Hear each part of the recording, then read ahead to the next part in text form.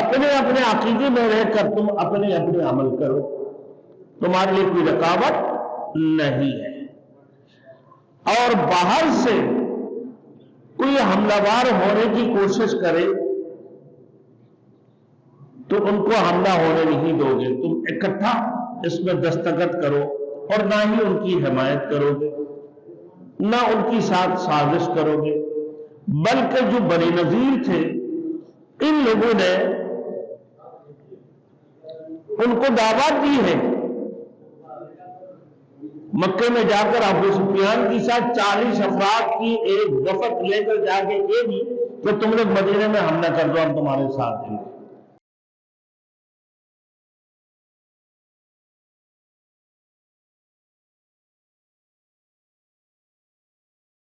Thanks for watching. Don't forget to like, comment, share and subscribe to Maulana Habibullah Rouhani Official.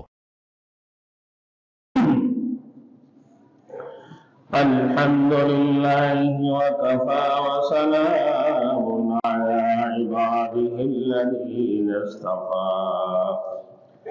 اما بعد فاعوذ باللہ من الشیطان الرجیم بسم اللہ الرحمن الرحیم ما قطعتم من لينة أو تركتموها قائمة على أصولها فبإذن الله وليخزي الفاسقين صدق الله العظیم۔ میرے محترم دوستوں اور میرے بزرگوں، پچھلے جمعہ کو سورۃ الحشر کی شروع آیاتیں چلی ہیں۔ آج 5 آیات نمبر 5 تا 6 2 آیات سورت کی ابتدائی آیات میں قبیلہ بنی نذیر کی بدعہدی کا ذکر ہوا کہ ان لوگوں نے وعدہ خلافی کی ہے۔ یہ قبیلہ مدینہ کی اطراف میں آباد، اور ان قبیلوں میں سے ایک تھا کہ مدینہ کی اطراف میں جو قبیلے تھے آباد تھے، ان میں سے ایک قبیلہ بنی نذیر تھے، جنہوں نے معاہدہ مدینہ پر دستخط کر رکھے تھے، جس کا مطلب یہ تھا کہ مسلمان اور یہ قبائل اپنے اپنے مذاہب پر قائم رہتے ہوئے کسی بیرونی حملہ کی صورت میں اکٹھا دفاع کریں گے، اور معاہدہ میں شامل کوئی فریق کسی دوسرے فریق کے خلاف دشمن کی مدد نہیں کرے گا۔ بنی نذیر نے اس معاہدہ کی خلاف ورزی کرتے ہوئے مسلمانوں کے خلاف مشرکین کی ساتھ ساز بازی کی اور انہیں مدینے پر حملہ وار ہونے کی ترغیب بھی دی۔ کیا مدینے پر حملہ کر دو؟ دوسری طرف مدینے میں جو مسلمان تھے، مدینے میں مسلمانوں کو طرح طرح سے تکالیف پہنچانے لگے،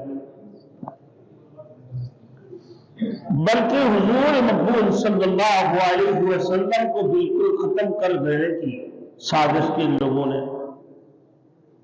کہ اللہ کے رسول کو بھی ختم کر دے۔ اللہ نے ان بدبختوں کو ناکام بنایا اور اہل ایمان پر آنچ آنے نہ دی۔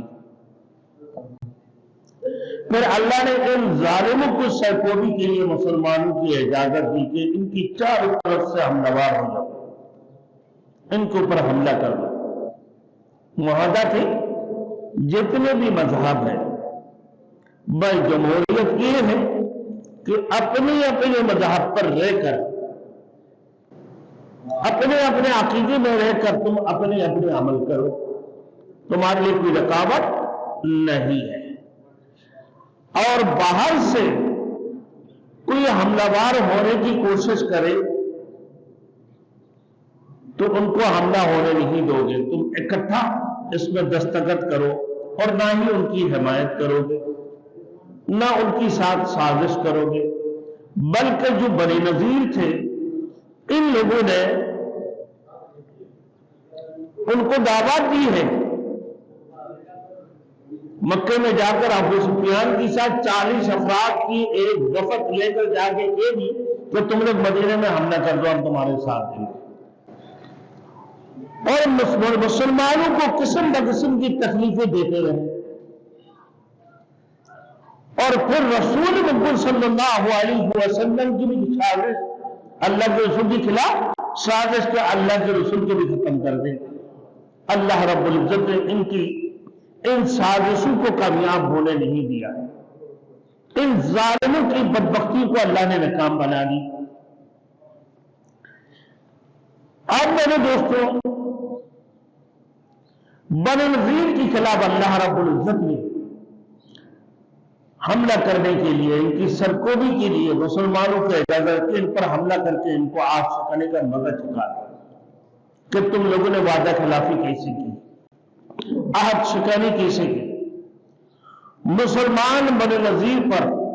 حملہ وار ہوا اور جواب میں قلعہ بند ہو گئی، چاروں طرف سے قلعے بند کر دیا، محاصرہ کر لی مسلمانوں نے۔ اب میرے دوستوں یہ 2-3 ہفتے گزر گئے، یعنی 21-22 دن تقریباً یہ اپنے قلعے میں محصور رہے، یہ گھر سے باہر بھی نکل رہے، اور رسول مقبول صلی اللہ علیہ وسلم کی یہ چاہت کہ یہ گھروں سے نکل کر تو آئے، اور صحابہ اجمعین کے بھی یہی چاہت تھے کہ گھروں سے نکل کر آئے، اور اللہ کی یہ حکم بھی تھے، اللہ رب العزت کی یہ حکم بھی تھے کہ تو آگے تو آ جا، جنگ کے لیے تیار ہو جا یا صلح کے لیے تیار ہو جا، جو دونوں میں سے کوئی بھی ایک کو چن لے، اگر تم صلح نہیں کرتے ہو تو جنگ کے لیے آگے آ جا۔ اللہ کے حکم بھی تھے،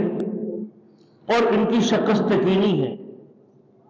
ان کی ناکامی یقینی ہے، ان بدبختوں کی میرے دوستو جو بدبخت ہے